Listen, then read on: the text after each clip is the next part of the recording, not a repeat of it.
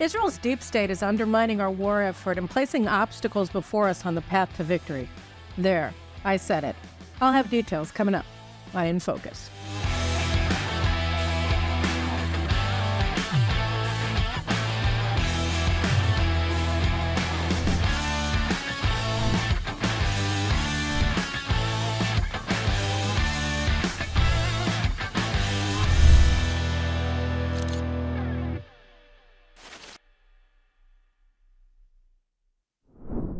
Yesterday was a heartbreaking day.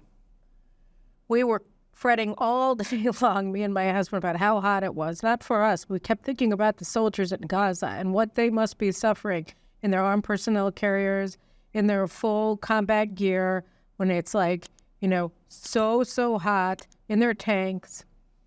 How are they managing? It's what happens when you have kids in Gaza. What's going on? And then after Shabbat was over, we got the news that at 5 o'clock in the morning, it wasn't heat that was a problem. It was a horrible event where apparently Hamas shot an anti-tank rocket at one of the APCs carrying 8 soldiers, 1 officer and 7 soldiers. They were from the engineering corps. They were attached to the Givati Brigade in Rafah. And they had landmines and TNT of all kinds in their APC along with them. And they got that rocket-propelled grenade or that anti-tank missile, or they went over an IED. It's not quite clear what. And that whole APC was blown to smithereens with the primary and secondary explosions. 8 of our best people are no more. And also yesterday in northern Gaza, 2 reserve soldiers were killed in their tank when they also were they had a sticky bomb attached to their tank and it blew up and 2 of the soldiers were killed, or again, an IED, a roadside bomb that Iran controlled, supplied armed Hamas, just like the Iranians supplied Shiite militias and al-Qaeda forces in Iraq against the U.S. forces and Hezbollah forces in Lebanon against Israeli forces, all supplied by Iran. They put an IED on the tank and 2 more soldiers were killed. And if that weren't not all, an 11th soldier was also died of his wounds yesterday. He was wounded last Monday in an attack on the Givati recon unit in Rafah, where they entered into a booby-trapped house. 4 of the soldiers were killed instantly. Several were critically wounded, and the one who died yesterday was critically wounded on Monday. So there you have it. 11 of Israel's finest young men gave their lives for the country. And that news just hit all of us like a load of bricks, and especially the issue of the armored personnel carrier, the Namer, in Rafah that was blown up. It raised a lot of questions. Why is it not an unmanned vehicle that's carrying all of the TNT and all of the landmines, etc.? Why couldn't they have done something like tow it along in a wagon behind the APC so that they wouldn't be directly affected if the explosives were attacked?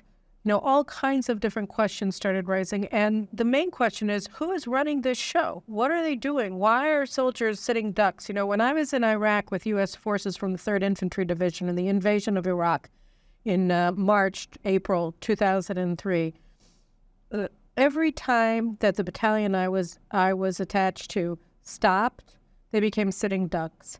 The first time that the battalion got casualties, fatalities, was when they tried to set up a roadblock on the highway between Nasiriyah and Baghdad, and they were attacked. And that's what happens. When soldiers are standing still, they get attacked. When soldiers start acting in a predictable way, they get attacked. The way that your soldiers stay safest is by keeping on the offensive, moving, changing your course, going after new targets every day. That's how you prevent the enemy from predicting where you're going to be, what's carrying what, who's where, and killing you. That's how you do it. You do it by remaining on the offensive. But what we saw is that, our operation in Rafah has been going on at this lackadaisical, inexplicable from an operational perspective, lackadaisical pace. It took us, several weeks to take over the Philadelphia corridor, and then we left 2 kilometers unseized so that they still had an open border with Egypt to pass their stuff through. Why? Well, that was American pressure. It still is American pressure from the UN. You have all of these pauses. You have units who spend days, these battalion commanders, they don't sleep. They work 24/7, and the same is true of the brigade commanders. They are just working around the clock, and their soldiers are barely sleeping. And they put together these missions time and time and time to go after another major operation, and then at the last minute, it gets canceled, it gets postponed. And so they're supposed to maintain this operational tempo and keep their soldiers, many of them reservists, but also regular forces, young guys, 19, 20, 21, motivated, with morale high enough to be able to operate well and competently. And every time that they're about to carry out a mission, it gets overturned. It gets overturned because of American pressure. It gets overturned because of pressure from the UN. It gets overturned because of whatever, but not operational considerations. And as a result, we still haven't taken over Rafah. We're still fighting. You still have Hamas's battalions in Rafah are still standing. They've been damaged, but they're still standing at a great cost, at incredibly high cost, because we're not moving. And then this morning, and so after the soldiers were killed, and after, the news started after Shabbat yesterday, you have these reports of field commanders on the ground, these battalion commanders, these brigade commanders, who, again, are working 24/7. They're such heroes with their men to take over Rafah, finally, to finish this job.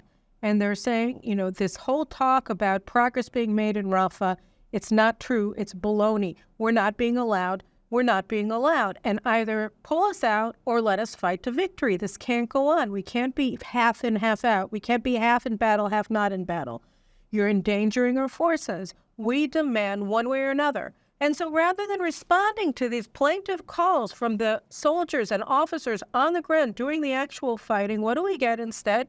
This morning, weirdly, we get this information that the IDF just informed all the people in Gaza we're going to have an operational pause from morning to evening along the main strip that connects southern Gaza at Kerem Shalom Crossing up to Gaza City, Salah ad-Din route, to give these people, all of the humanitarian assistance that they need, right? Where did this come from? In the midst of all of the heartbreak, over 11 soldiers, we didn't find out, right, that the IDF just ordered a humanitarian pause. And then a half an hour passes, and Defense Minister Yoav Gallant said, I don't know where this came from. I was never requested. This was never made. This request for a humanitarian pause was never given to me. I never approved it. Prime Minister's office comes out and said, we never received a request for a humanitarian corridor. We never received a request for an operational pause from dawn to dusk in Gaza. We don't know where it came from. And here the IDF is ordering. What on earth is going on? Let's figure out a better way to demoralize our soldiers, right? Is there one? In the midst of everything, you say, okay, now you're not going to fight from dawn to dusk? Where does that come from? Well, it comes from 2 main sources. Let's start with the general staff of the army, okay? Usually, I do my best not to read the Israeli media because it's terrible. Our newspapers are almost uniformly geared towards demoralizing the public. It's the newspapers, it's the television, it's the radio. There's one television station you can watch and not be demoralized in Israel. That's Channel 14. There's one radio station you can listen to in Israel and not get demoralized, and that's Glick Israel. The rest of them, army radio that we pay for, public radio that we pay for. It's demoralization 24/7. That's what they do. We can't win. And anyway, I never buy it. I mean, every time that I listen to the radio or watch the news for more than 5 minutes, I can practically feel my blood pressure going up. Because what are they doing to us? It's psychological warfare against the people. But I was at the supermarket on Friday morning, and I saw Yediot Ahronon, and the headline made me so angry that I decided I had to buy the paper so I could read the article inside. And I know you don't read Hebrew, but just so you can see, this is the lead This is the lead headline of Yediot Achronot on Friday. You see, this is the top of the paper. This is the lead headline, and then it's a tabloid, and then they have these stories underneath. So this is the lead headline in Yediot Achronot. What does it say? It says the security system is telling, that is the general staff, is telling the government, is telling the elected leadership of Israel, the IDF is on the brink of defeating Hamas. And you don't have to be afraid. You don't have to be afraid of ending the war in exchange for the return of the hostages. We're on the brink of defeating Hamas, and therefore you don't have to worry about ending the war in order to get the hostages back. What is this saying? This is saying we want to end the war. We want to take up Biden's offer and end the war. That's what we want to do. Now, is Hamas defeated? No. But it doesn't matter. It's part of a whole coordinated effort. We saw 2 weeks ago, Biden gave a speech right after Shabbat came in so that no official Israeli response could be issued immediately thereafter, where he presents this ceasefire deal that he claims belongs to Israel, which essentially requires Israel to capitulate to all of Hamas's demands in exchange for 32 maybe hostages. Okay, that's what the deal is about. That's what they want. And this is Israel's plan, right? The prime minister says, no. During Shabbat, his office puts out a statement saying the goals of the war haven't changed.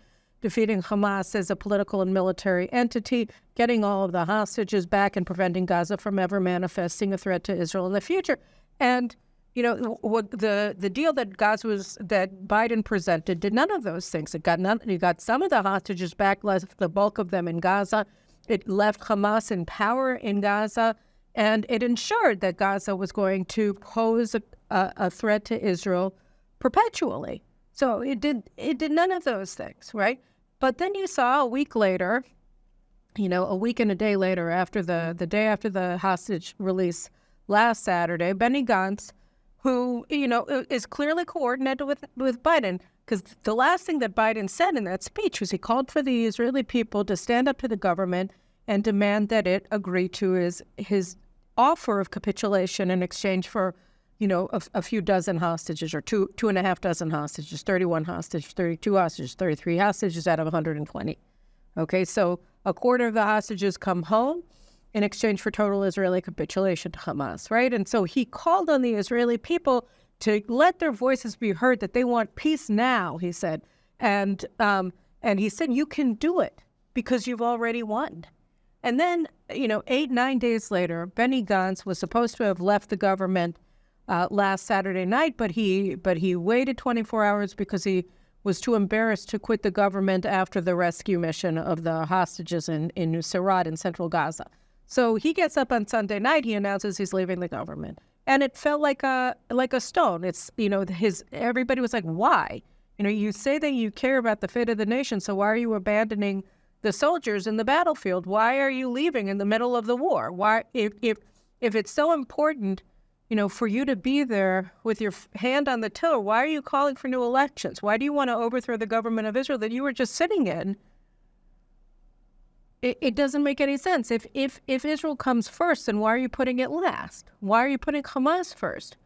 And so he, went into panic mode because he saw that his polling numbers were sinking like a stone. He was losing all of the right-wingers who thought that they could trust him because he was a centrist and he was responsible. And so, the 4 mandates or something that he was polling of right-wing voters in some of the polls, and the media's polls, and the left-wing media's polls, they disappeared.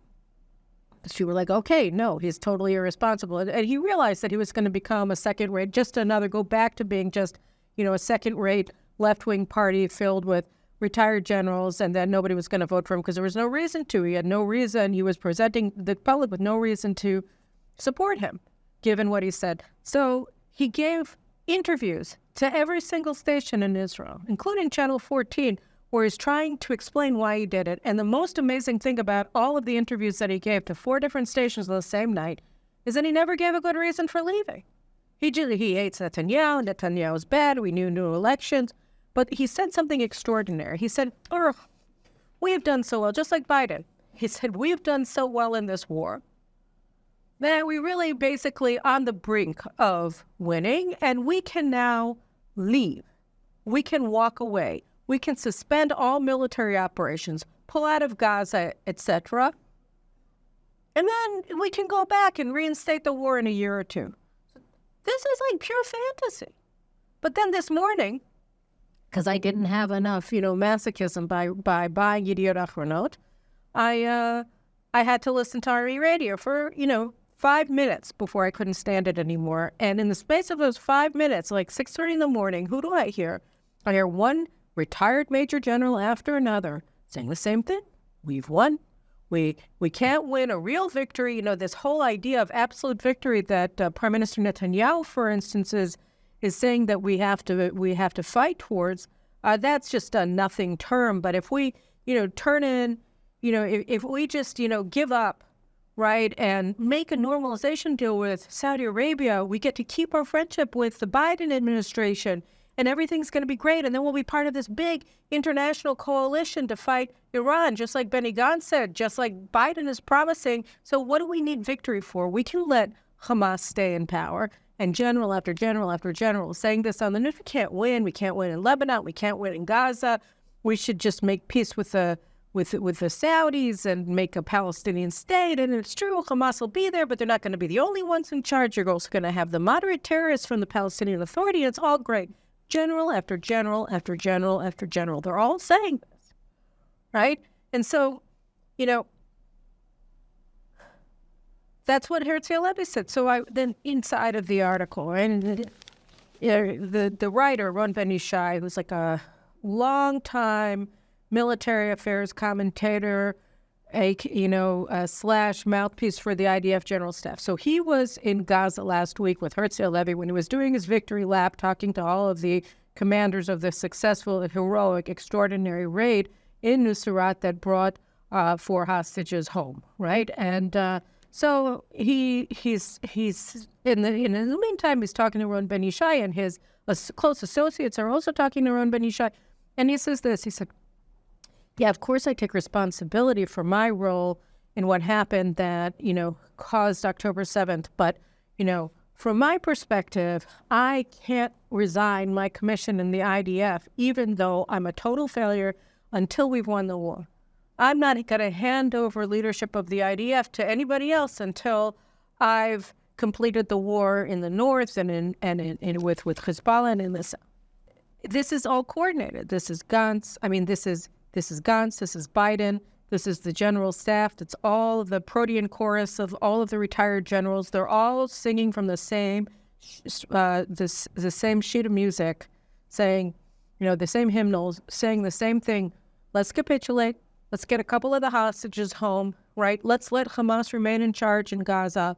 We're going to get some fake normalization deal with Saudi Arabia that the vast majority, I think over 68% of Israelis don't even want if it means Palestinian statehood. Oh, but we do, right? We think it's a great idea. We retired generals, we chief of staff of the IDF, we security brass, we Biden administration, all of us together in Gantz, of course, as their representative, politically. Look, we all think that Biden's plan is the best plan. Let's capitulate and get Biden's plan, because then we get to keep all of our good friends in Washington, too.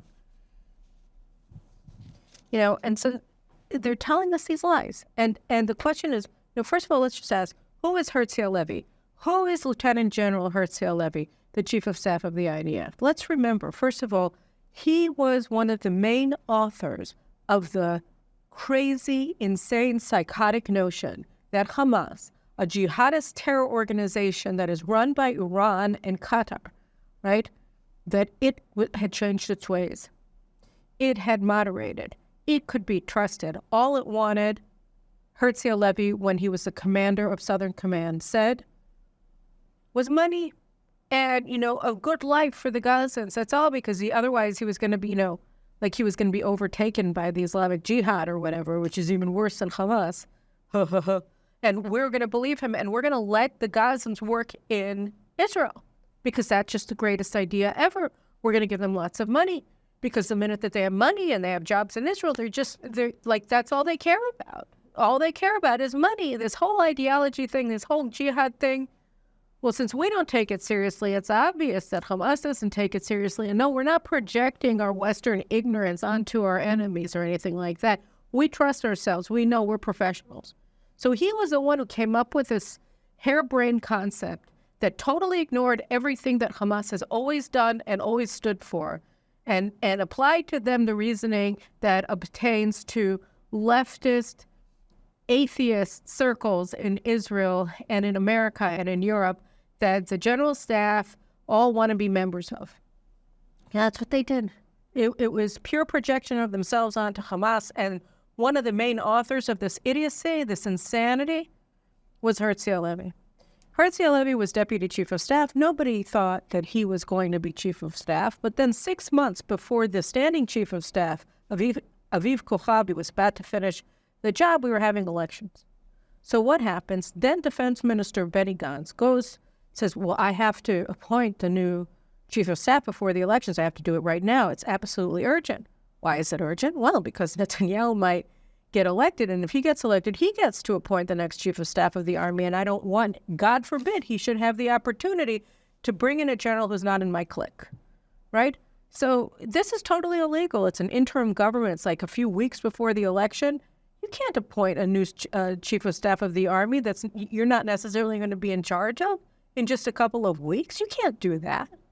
Aside from everything else, it just stinks to high heaven. But you're not allowed to, according to the administrative law that the Attorney General laid down for the Netanyahu government. That was an interim government for more or less 4 years until finally, we got the government that became an interim government when we were going to the elections in November of 22 that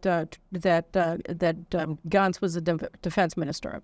But our Attorney General, who's a radical leftist, and she's part of the whole clique, right? She totally ignores the law that she and her predecessor had dictated from whole cloth. Said, oh, why do you need a new chief of staff now on the eve of election? He said, very important security reasons. She said, oh, okay, very important security reasons. Obviously, you should appoint the next chief of staff of the IDF a week before the elections because there are very important security reasons to do it. So he did. He appointed Herzl Halevi, and then 2 weeks later, there were elections.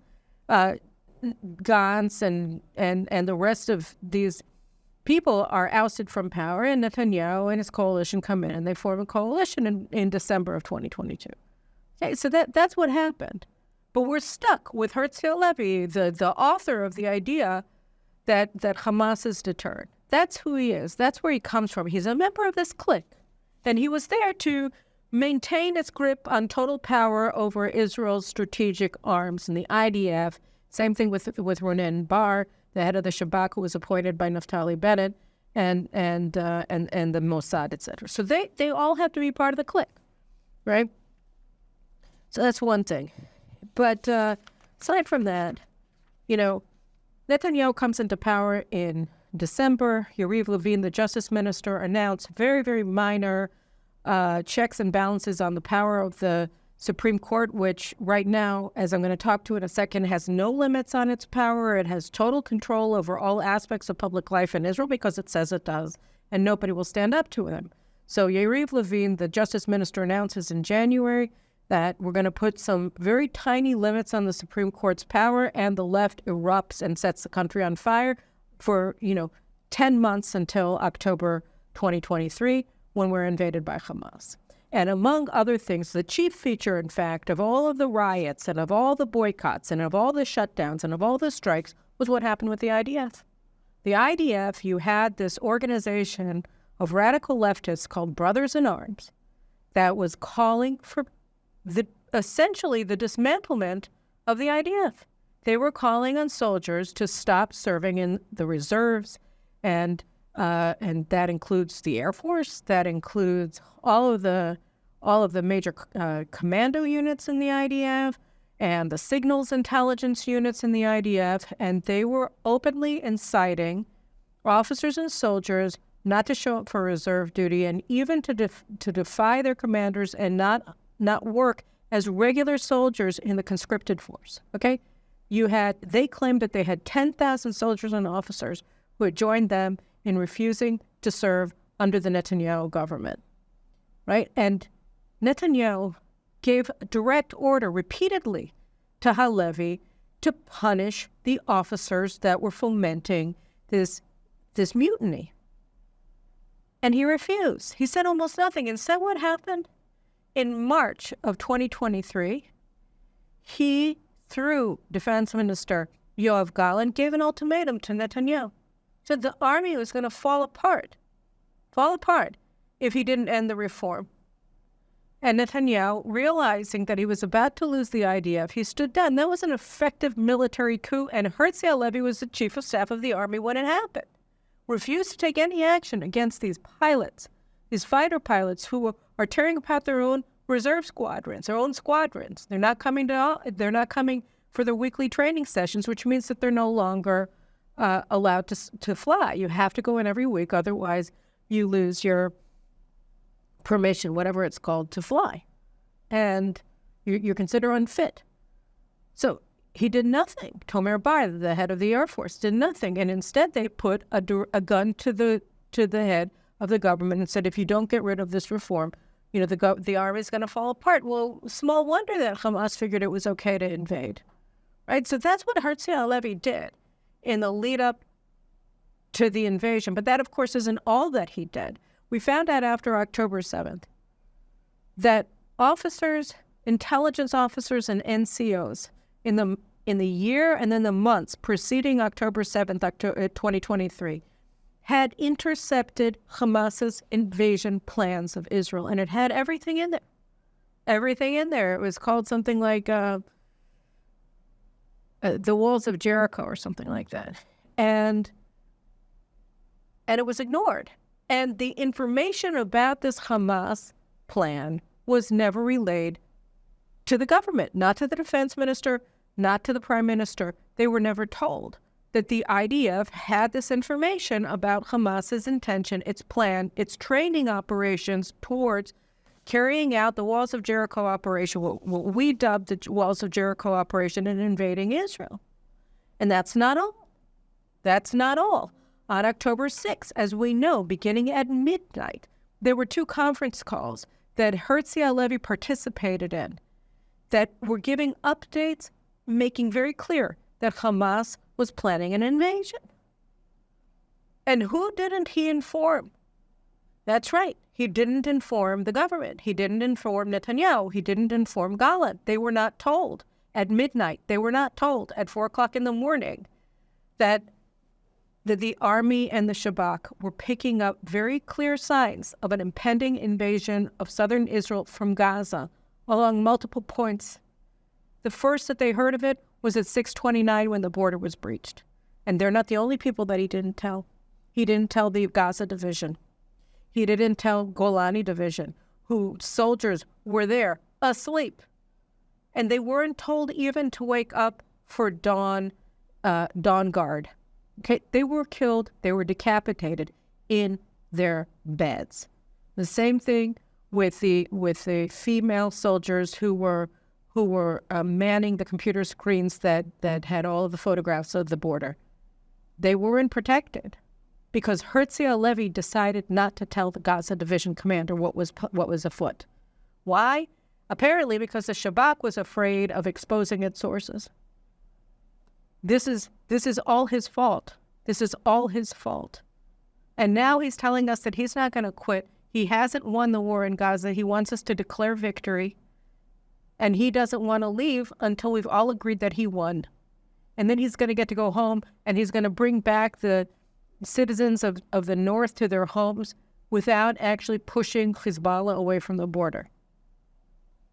And he's going to call that victory too, somehow, right? And until then, he's not leaving. And he's not not going to ask for permission for these humanitarian pauses. So who is he working with? If he's not telling the government, if he's not getting orders from the government, if he's not even informing the government of his plan, that was the last thing. So he didn't tell them about the information that we had in the year preceding October 7th of Hamas's plans. He didn't tell the government or the Gaza division on October 6th that we had clear indications that Hamas was about to invade Israel. He didn't do that, but that wasn't the only thing that he didn't do. My friend Erez Tadmor from Galei Israel Radio, he put out this Twitter post this morning, which just summarized everything that Herzi Halevi hasn't informed the government of. So in addition to do those 2 things, he appointed the former chief of staff and the former defense minister, Shaul Mofaz, to review his behavior, his actions before October 7th in an internal IDF inquiry into the reasons for the October 7th failure. And just to be clear who Shaul Mofaz is, he's a very nice man.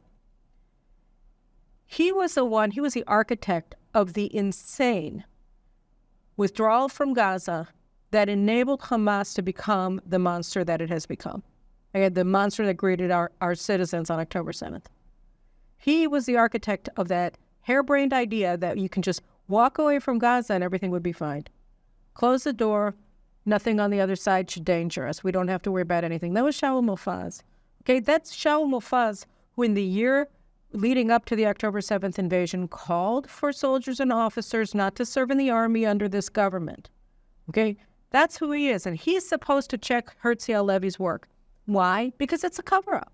He didn't inform the government that he had appointed him. He just thought it would go over well. And it's not just that. We have a government ombudsman who by law is enjoined. He's empowered to carry out all of these reviews. And Herzi Halevi has blocked him from reviewing the IDF's operations ahead of October 7th. This is breaking the law.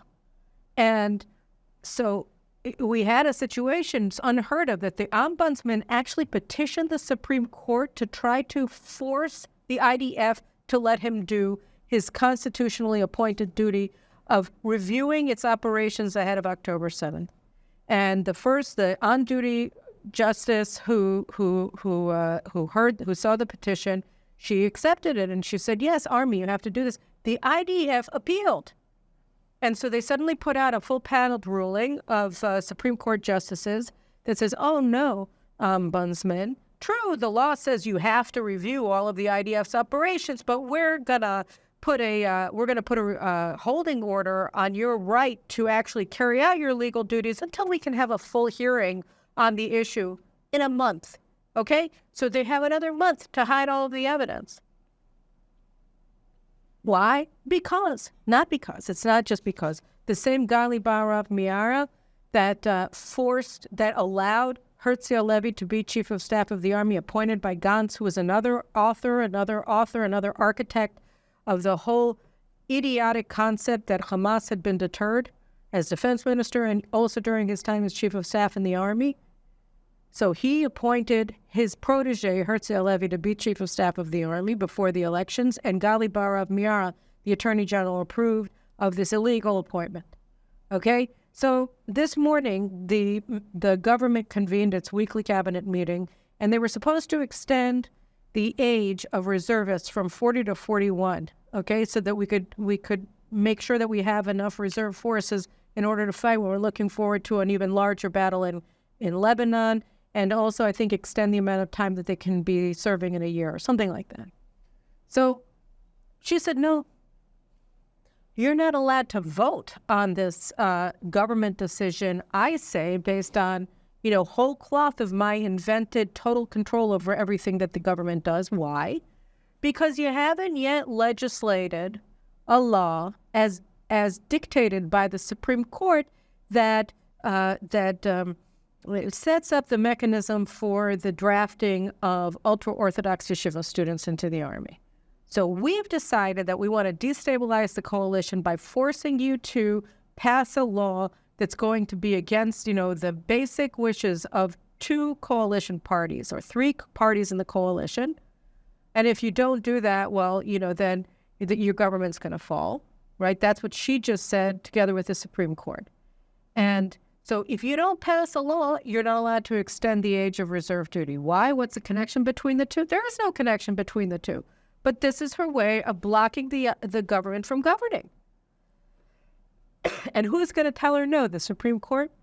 If the government petitions the Supreme Court, is the Supreme Court going to say, gee, Attorney General, you don't have the power to do that? No, because the Supreme Court just gave the Attorney General the power to do whatever she can to overthrow the government. So she makes this crazy decision, blocks the government from enacting a policy that's desperately needed in time of war, right? And then that brings us again to the humanitarian pause. So, oh wait, I forgot to. I did tell you. Sorry. This morning, there was this report that comes out like an hour after the humanitarian pause from the Hakol HaYehudi, my favorite news gathering organization in Judea and Samaria. I'm sure that, in a minute they're going to be under U.S. sanctions because they actually put out news. And so they say, where did this humanitarian pause that the prime minister and the defense minister didn't know a thing about? Where did it come from? So it works out that it came from the Supreme Court. What happened? So you have this left-wing post-Zionist NGO umbrella group called the New Israel Fund.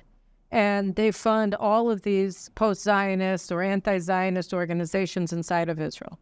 So several of the NIF, the New Israel Fund funded organizations, including Gisha, Moked, for the protection of the individual, Adala, which is a major BDS organization, and others, apparently. They petitioned the Supreme Court about humanitarian assistance, demanding that operations in Rafah stop because they're undermining humanitarian assistance, okay?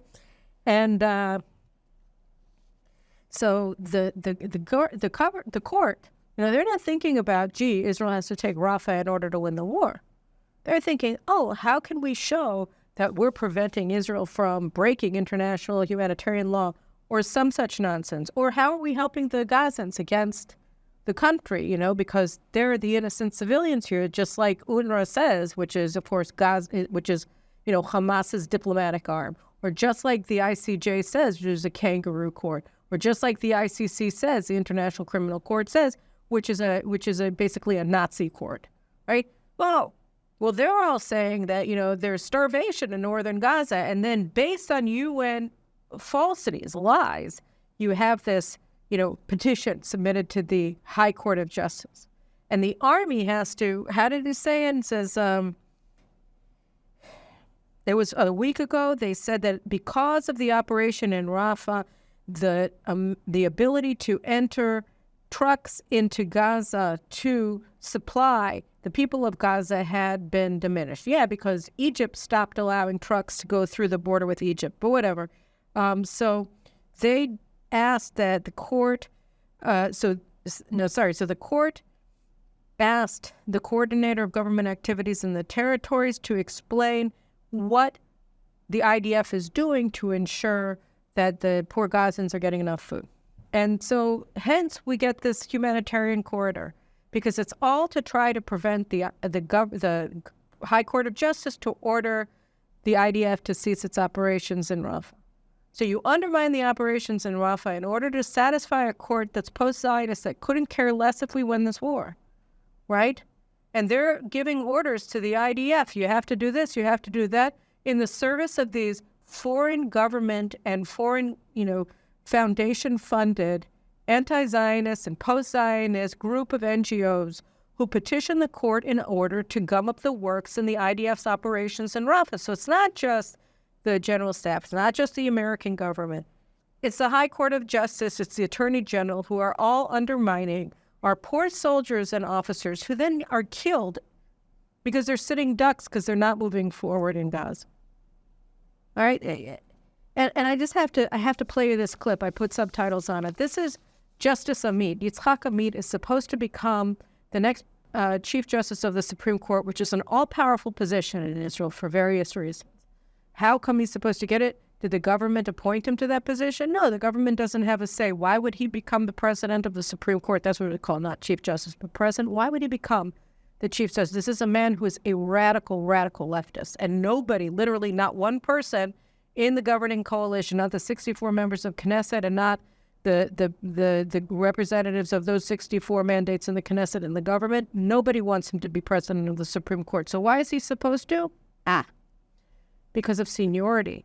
The court figured out a way to maintain the control of the radical left over the court, despite the fact that from time to time you get non-radical leftists appointed to the High Court of Justice by instituting a seniority rule. And then each time that new justices are inducted, they ensure that their guy, a radical leftist, is going to have the most seniority when the sitting Chief Justice, the sitting Supreme Court Justice president retires from the bench at compulsory retirement age of 70. Okay, so they synchronize the oaths of office to ensure that the most senior, the most long-standing justice is going to be their guy. And so that's Yitzhak Amit.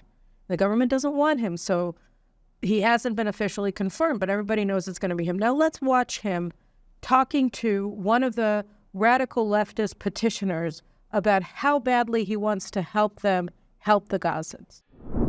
אני מסתכל בסעיף 29, למשל, התגובה שלכם הראשונה. אתם אומרים כזה דבר, יש כניסת סחורה לסקטור הפרטי, וכניסת סחורה לרצועה ושווקים מלאים בסחורה, כלומר, גם אם השווקים מלאים בסחורה, לשיטתכם זה לא פותר את הבעיה, כי אין להם כסף. אז השאלה היא, אנחנו שואלים אתכם, יש לכם רעיון, יש לכם... כי הרי בית המשפט הזה עומד לרשותכם, מעמיד את עצמו לרשותכם, באמת, כדי לנסות לאתר צווארי בקבוק ולפתור, כן. So the problem is we haven't figured out how to pay the Gazans so that they can buy all the food that is coming into Gaza. What's your solution? We're here to help you. We're here to help you. Give them money, give them food, give them whatever you say they need. That's what we're here for. And the truth of the matter is, one of the main reasons why Hamas is remaining the regime in Gaza and we haven't been able to, to weaken its grip on civilian power and political power is because of the humanitarian assistance. Because Herzl Halevi and his fellow generals, and they're backed by Yoav Gallant, are saying we can't be in charge of humanitarian aid distribution. So who's in charge? Well, Hamas, of course. So the IDF is saying we can't be in charge of it. But if we're not in charge of it, then Hamas is in charge of it. But they have this idea, because they always have, because they're delusional, that somewhere in fairyland exists an alternative Palestinian, leadership that is not a terrorist group, that isn't, obsessed with the singular goal of killing all the Jews. And we're going to find him somehow. It's going to happen. And, therefore we can't be in charge of Gaza because that fairy godmother of a Palestinian authority is going to be mad at us if we take charge of humanitarian aid assistance. Now, why is it, of course, they do it for many reasons. They do it mainly because they want to be in power. But why is it that Amit is so keen to, make sure that all of these Gazans are fed and, paid to be fed? I don't know. How did we get here in the first place? Well, the Supreme Court, right? They're supposed to be our bulletproof vests for The Hague. That's what they always call themselves.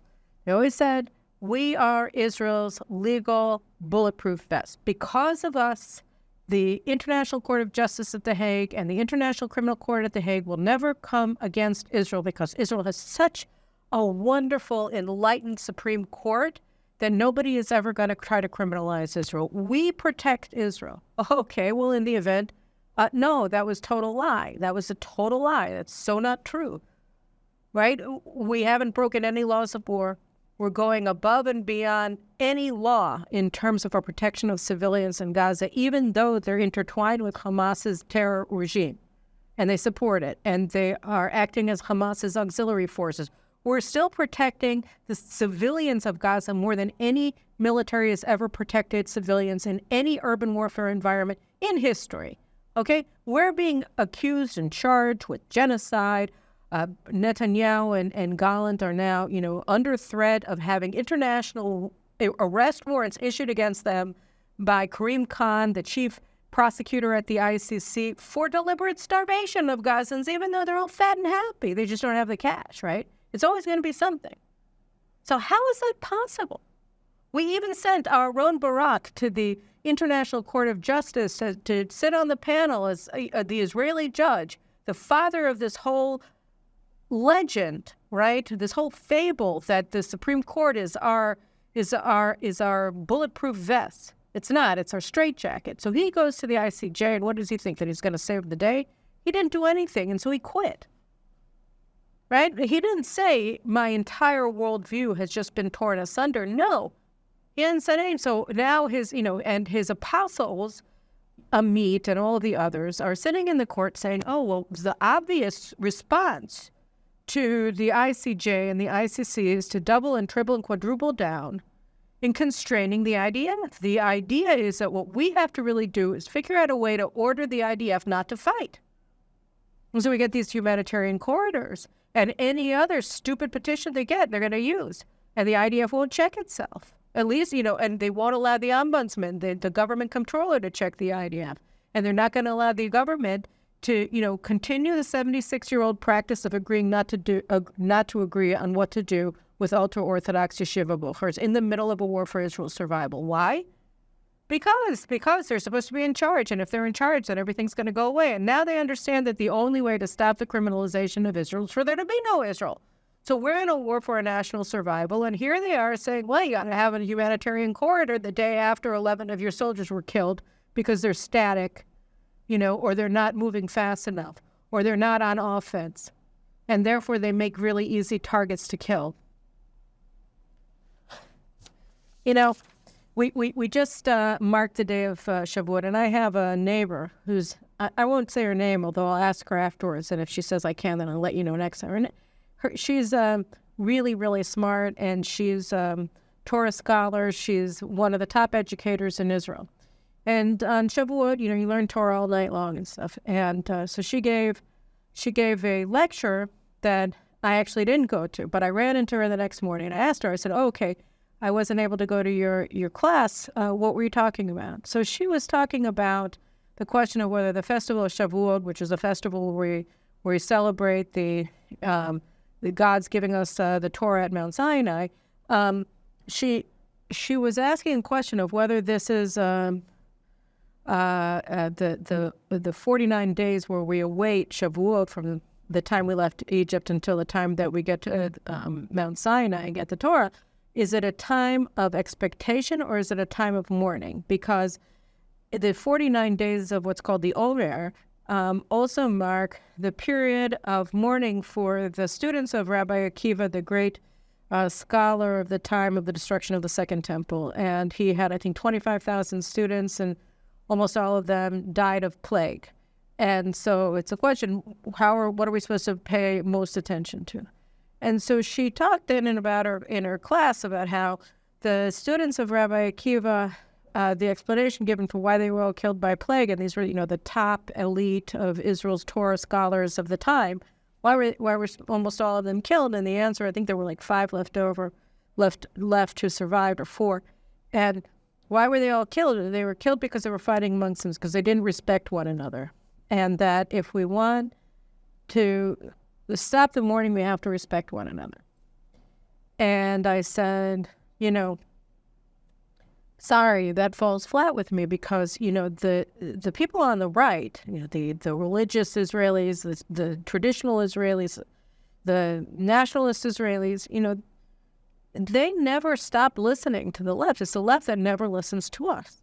So if you can't fix something that is broken if only one side is trying to fix it, and the other side said you don't count and we don't care what you say, and we're not going to take responsibility for any of the things that we did that led us to a catastrophe, and we're going to double down on our power, and we're not going to let you do anything to get us out of the mess that we created, right? We're Herzl Levy. We're not going to leave the army until we've ensured that Israel won't fight to victory, but we're going to pretend that we won, and we're going to tell you to take a win, just like President Biden told us to, right? I said, what can you do? I said, you can't reach an accommodation with somebody who won't even accept the fact that you have a right to an opinion. He just totally disregards you. Government ombudsman, no, you're not allowed to come in and check the IDF. It doesn't matter what the law says. The law only applies when it's us enforcing our authorities, not when you are enforcing your authorities. You're not allowed to enforce authority over us. We don't accept your authority. That's what they're saying. So I said to her, what do you do? And she said, you're right. She said, the answer is you stop listening to them. I said, you're willing to stop listening to the left? She said, absolutely, it's done. I have three sons in Gaza, or 2 in Gaza, 1 in the north. Said, I'm done. They can't be telling us what to do anymore. They can't be in charge anymore. Like, well, then who are you talking to? So amongst ourselves, we have to be ready for it. I said, all right. I don't know what that means. But I do know one thing. The vast majority of Israelis aren't buying this crap. That's why Benny Gantz is sinking like a stone in the polls, because we know it's not true. We know we didn't win already. We know we have to win. We know we have a horrible war ahead of us in the north that we have to fight, because otherwise we lose northern Israel, as I discussed in my article that came out on Friday. We know it. Nobody has to tell us that, and we don't need a bunch of failed, retired, and standing generals to tell us to take a win. We can't take a win. We're not sending our soldiers into battle in order to take a win, and they're not there in order to take a win. One of the soldiers was killed in northern Gaza last night. He's a 49-year-old. Grandfather of one. He has many kids. He's an educator. And he didn't have to be in the Army. Mandatory retirement age, or what, not mandatory, but retirement age for reserve soldiers was 40. So what was he doing there at 49? Why was he there still? Because he wanted to defend the country. He left his students. He left his wife. He left his children. He left his grandchild for 8 months until he was killed. He left on October 7th and he didn't come back. He came back on leave, but he was in the service for 8 months until he was killed in Gaza. He wasn't going to take a win. He was fighting to win. He was fighting to win. And that's what the public needs. And I think, the deep state, they're undermining us at every turn. But reality is a stubborn, stubborn thing. And the reality is that we are in a war for our national survival in Gaza, in the north, in Judea and Samaria. We can't go back to business as usual because our national security elites and our legal fraternity have their own institutional reasons not to fight to win. It's not an amorphous term, absolute victory. It's very clear what it means. It means that they're dead and we're alive. It means that they're defeated and we're victorious. It's very, very easy. And they're not going to be able to worm their way out of this. They can either do what needs to be done or they quit. And I think that is a message that's already being sounded very loud and clear on Channel 14 and on Rafah Israel, but on the streets. Or we're going to figure out a way to get them out of the way so that people who are capable of winning us this war are going to take charge. I'm sure of it. I have absolute faith. It's going to happen. We're fighting, and we're going to fight to victory. I'm sure of it. Anyway, those are my thoughts, and I'll talk to you guys later this week. Take care.